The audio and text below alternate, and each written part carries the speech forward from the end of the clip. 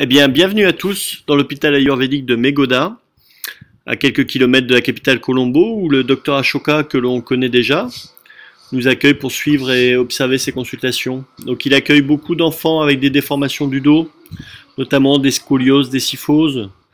Pour ceux qui connaissent un petit peu, là on n'avait que des scolioses au-delà de 40 degrés. Et on retrouve son travail donc qui mêle à la fois l'efficacité des huiles ayurvédiques et son approche mécanique. Il travaille beaucoup la colonne, il lève les points de blocage, il lève les tensions. La colonne en 3D hein, bien sûr, donc devant et derrière il travaille, la cage thoracique aussi. Et parfois ça peut être très ponctuel et très douloureux quand il trouve un point de blocage, il peut insister. Alors les enfants se débattent un peu, mais les séances sont plutôt courtes et répétées dans le temps. Voilà, cette petite fille qui avait une syringomyélie. C'est pas forcément une partie de plaisir. Ce qui était marquant dans cet hôpital, c'est que les enfants n'avaient pas de corset, pas de béquille, pas de contention passive. Les paralysés n'avaient pas de fauteuil roulant.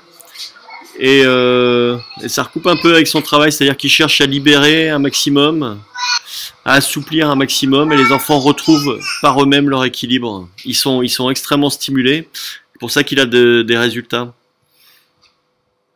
Mais ça va avec la culture. Hein. Ici, il travaille avec le Moussisala, donc on voit un peu plus précisément comment il fait. Il percute vertèbre par vertèbre dans la convexité, donc à l'extérieur de la courbe.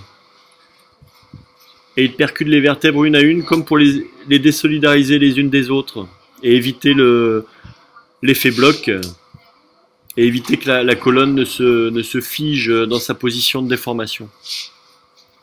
Alors il récupère beaucoup là ça paraît pas, mais il récupère beaucoup de déformations, et il a de très bons résultats. Hein. Et j'ai également vu des enfants dits paralysés remarcher.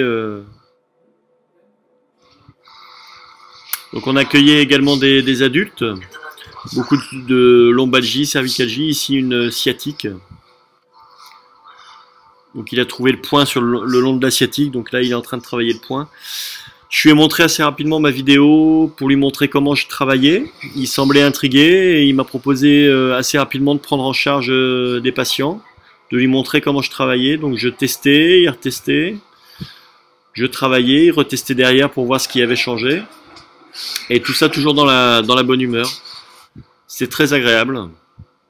Et on a échangé sur nos pratiques. Il faisait le tour pour voir un peu où je posais mes mains. La manipulation d'une première côte chez un patient qui avait une névralgie cervico-brachiale à droite. J'essaye de lui expliquer comment je procède, ce que je ressens et ce que je cherche à faire. Je fais comme je peux. Mais on a réussi, à la longue, on a réussi à bien se comprendre quand même.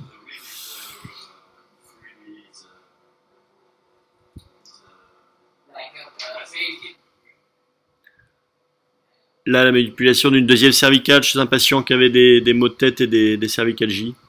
Et un travail des tissus mous du cou. Donc il passait derrière moi, devant, pour voir un peu comment ça se passait. Et il interrogeait beaucoup les patients pour savoir ce qu'ils ressentaient en dessous. Enfin, très bonne coopération, très intéressante. Je voulais également vous présenter le docteur Koumani qui m'a accueilli chez elle, dans son pavillon. Là, c'est une autre ambiance, très zen, très agréable, avec les oiseaux qui chantent. Elle, c'est une médecin ayurvédique généraliste, donc avec les plantes, les racines.